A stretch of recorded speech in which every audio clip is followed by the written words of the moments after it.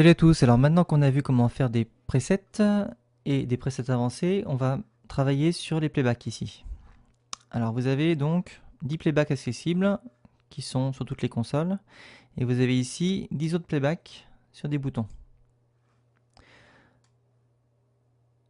Quand vous cliquez sur un playback, vous avez accès à différentes options ici. Ça c'est valable pour le MPC. Sur une console physique, vous avez plusieurs boutons qui vous permettent de sélectionner, de faire des go, pause, stop. On va regarder comment tout ça fonctionne. Et vous avez également, quand vous enregistrez un playback, possibilité de créer 6 types de playback différents. Donc on va regarder à quoi servent tous ces playbacks. Alors, le premier que j'ai enregistré tout à l'heure, je fais full, record, et j'enregistre un submaster. Submaster, c'est la base, ça vous permet juste d'avoir l'intensité des projecteurs sous la main. Faire clear. D'avoir l'intensité des projecteurs sous la main. Ici, vous devez cliquer dessus. Après, sur une console, vous aurez votre fader. Donc le play et le pause ne servent pas à grand chose ici. C'est juste une intensité. Si vous cliquez sur les options ici, de Submaster, vous pouvez changer son type. Vous pouvez décider que c'est un QList, un timecode ou autre chose. Et dans Submaster, vous avez les options du Submaster. Savoir si le programmeur peut faire un override dessus ou sinon.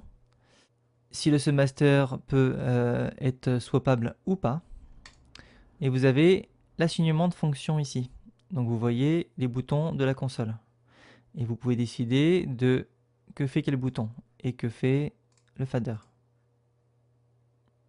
Faire un swap, un select, un flash. Et vous pouvez décider si le flash ici est timé ou pas. Et vous avez les flash timing ici que vous allez gérer après. Vous pouvez gérer ça précisément avec attaque, le temps que ça maintient et le decay. Si vous voulez des explications précises, on peut regarder. On va timer ce bouton. Je vais aller dans Flash Timing.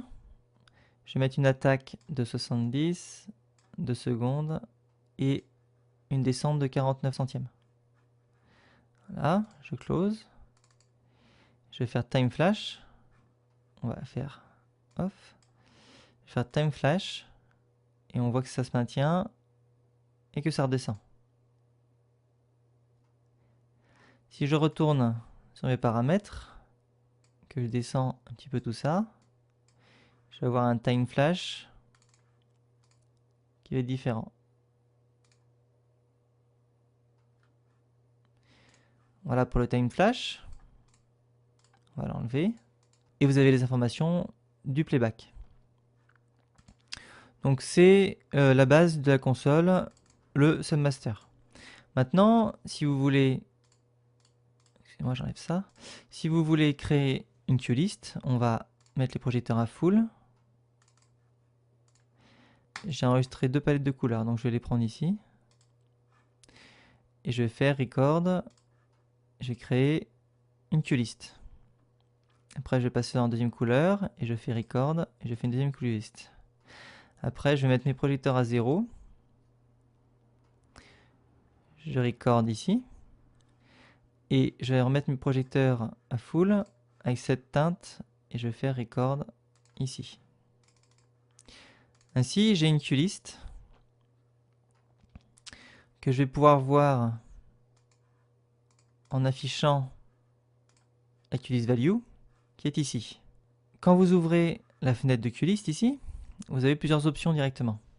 Et vous pouvez également avoir des options ici de QList. On va les regarder au fur et à mesure. Dans les options que vous pouvez également ouvrir ici, vous avez la priorité que vous pouvez faire plus moins, le tracking on-off, le mark off ou on. Le mark, c'est le moving dark de la console, le temps de release et différents autres paramètres. Stay alive pour qu'il reste en place quand vous le remplacez par quelque chose d'autre de même valeur. Release on next go, quand vous faites le go suivant, il repart à 0. Les assignements de fonctions, les flash timing comme tout à l'heure, et les informations comme tout à l'heure. Et ici, vous avez le MSC. Qu'est-ce qui se passe à la fin de la queue list? Si on s'arrête à la fin de la dernière queue, si on release, auto-release. Voilà, je peux fermer. Et maintenant ici, dans ma queue list, j'ai accès à différents paramètres. J'ai le nom de ma queue list ici. Je vais aller dans Edit Mode et je vais pouvoir changer le nom.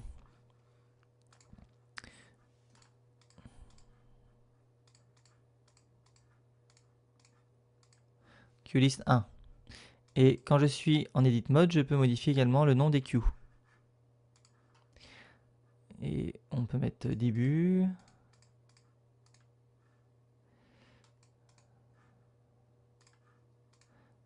Off. Alors, je me rappelle plus quelle couleur j'ai mis, mais on peut mettre jaune par exemple. Et ici, changement.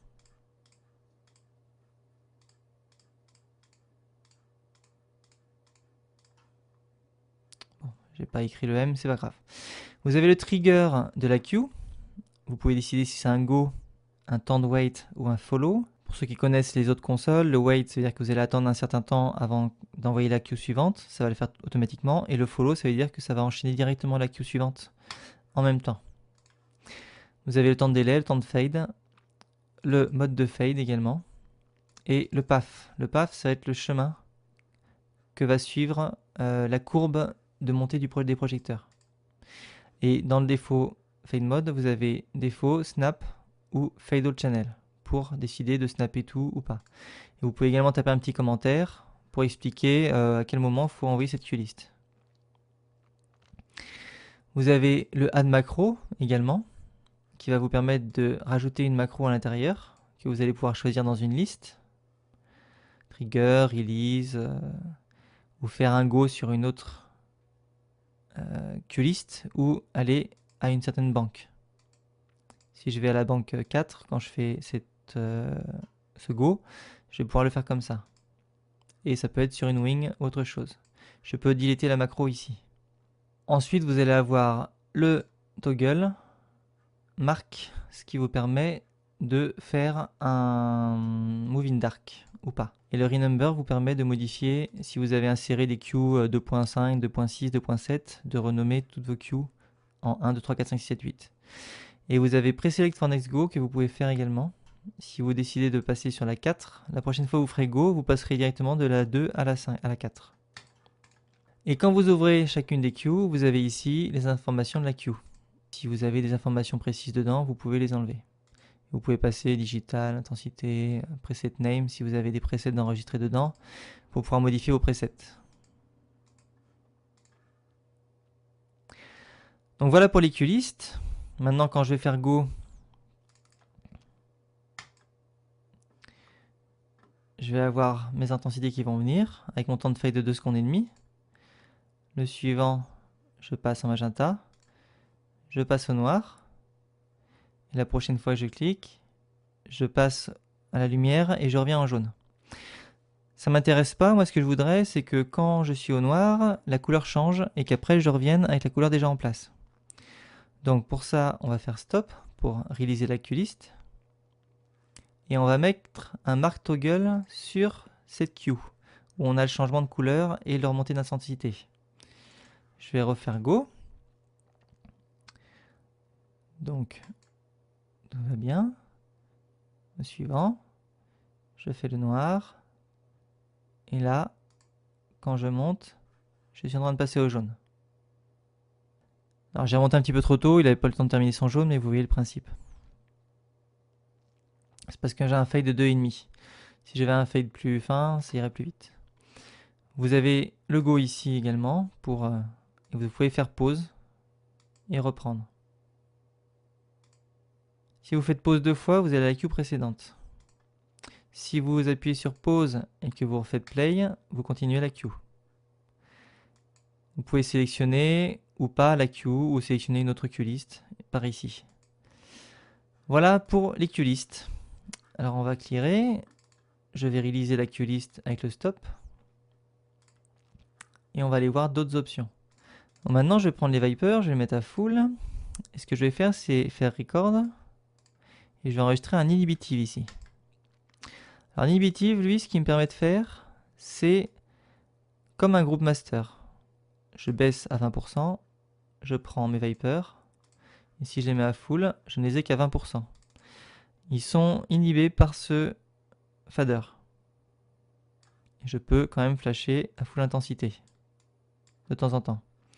Ça peut être très pratique pour tout ce qui est mur de LED, jarag, barre de LED, où vous avez besoin de travailler pas trop fort, ou même des blinders si vous voulez à un moment donné pouvoir flasher et pouvoir baisser l'intensité du blinder ici. Et vous savez que quel que soit ce que vous ferez, vous ne dépasserez pas les 30%. Ça, c'est la fonction inhibitive. On peut regarder vite fait ses paramètres, mais il n'y a pas énormément de choses.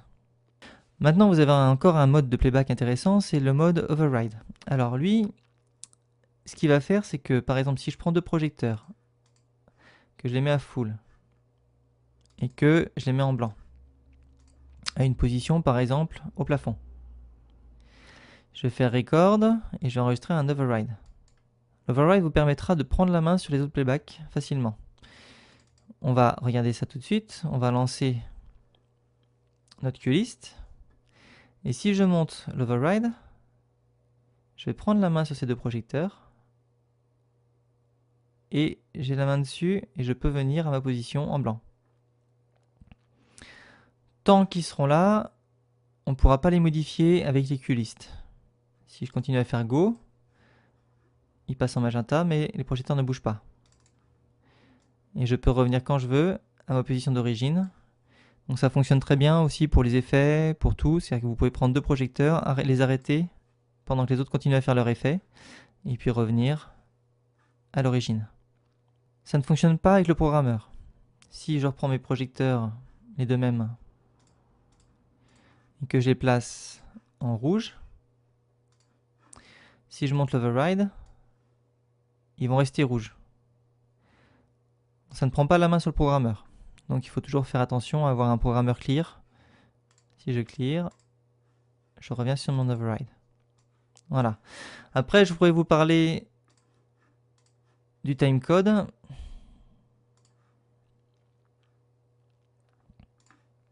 Vous avez ici le timecode, mais le timecode, on en parlera dans un autre tutoriel. Le but là, c'est de vous mettre à l'aise avec la console et pas d'aller programmer des show timecode encore. Ce que vous pouvez faire par contre en dernier, c'est créer un chase. On va prendre un projecteur, full, on va faire record, et on va enregistrer un chase.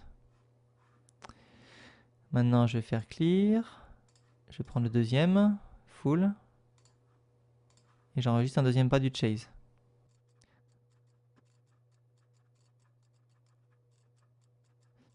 Quand on crée un chase, on peut aller dans les QList Values, et on voit les valeurs du chase ici. On a toutes nos valeurs. Si je le monte, je vais baisser ça. Je fais Go. Je vais avoir mon chase qui va s'inclure au fur et à mesure.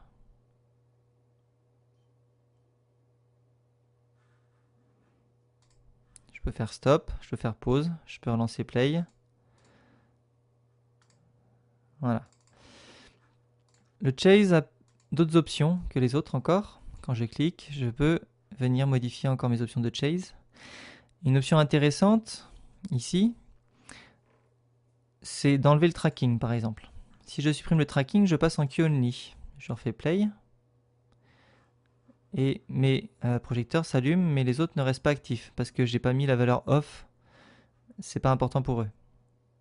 Vous pouvez utiliser le timing et donner un temps à chacun de vos pas. Utilisez le global rate qui est ici, BPM, que vous pouvez modifier ici. Vous tapez en bits. Vous avez également le sens de votre chase. Je vais le remonter. Vous pouvez faire backward. Je vais le relancer. Voilà. Vous avez bounce. Le bounce, c'est aller-retour. Et vous avez le random comme dans beaucoup de consoles. Maintenant, si vous décidez d'utiliser le timing global rate ici, vous avez à l'activer. On le voit ici. Je vais relancer le chase. Et donc vous pouvez taper un bit. Plus rapide. Et vous avez ensuite possibilité de diviser par 2 ou de multiplier par 2 le temps.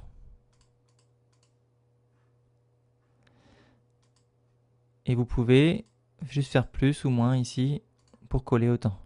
Et vous avez une petite barre de gestion de la vitesse ici.